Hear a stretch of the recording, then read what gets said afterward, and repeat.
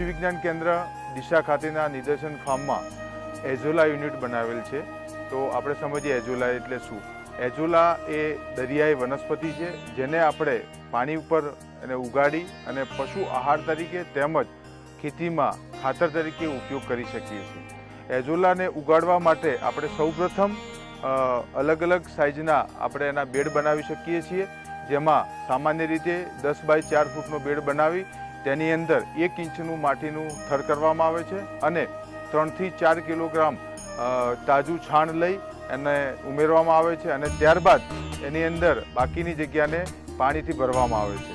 આ પાણીથી ભર્યા પછી પાણી, માટી અને છાણ ત્રણે મિક્સ થયા પછી એની અંદર આપણે તૈયાર એઝોલા કલ્ચર ઉમેરવામાં આવે છે અને આ એઝોલા કલ્ચરને નાખ્યા બાદ 8 થી 10 દિવસમાં આખો બેડ એઝોલાથી ભરાઈ જાય છે અને ત્યારબાદ એનું એઝોલાનું આપણે હાર્વેસ્ટિંગ એટલે કે લઈ શકીએ છીએ। એઝોલાને લેવા માટે થઈને આપણે ચોખ્ખી ગળણીથી આપણે એને ગાળી અને 2-3 વખત ચોખ્ખા પાણીથી એને ધોયા બાદ પશુ આહારમાં દાણ સાથે મિક્સ કરી અને એઝોલાને આપણે ઉપયોગમાં લઈ શકીએ છીએ। એઝોલામાં મુખ્યત્વે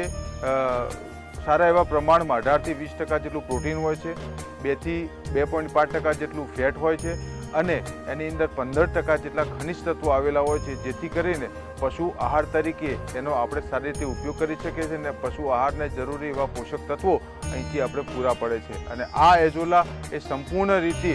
ઓર્ગેનિક સ્વરૂપમાં આપણને પશુને મળે છે। હવે એને સતત મેળવવા માટે થઈને 5 થી 7 દિવસના અંતરે આપણે 2 થી 3 કિલો છાણની રબડી આમાં ઉમેરવાનું હોય છે અને જ્યારે પાણીની ઘટ પડે તો એને પાણી ઉમેરીએ છીએ અને દિવસમાં સવાર અને સાંજ 2 વખતે એને કોઈપણ લાકડી વડે એને હલાવીએ છીએ, જેથી કરીને એ એઝોલા ફરીથી 2-3 દિવસમાં ફરી આખો બેડ તૈયાર થઈ અને ફરી આપણે ભરાઈ જાય છે। આ રીતે આપણે પશુ આહાર તરીકે એનો ઉપયોગ કરી શકીએ છીએ અને અહીંયા કૃષિ વિજ્ઞાન કેન્દ્ર ખાતેથી ખેડૂતોને આ એઝોલા લઈ જવા માટે થઈને આપણે વિનામૂલ્યે એઝોલાનું કલ્ચર આપણે પૂરું પાડીએ છીએ।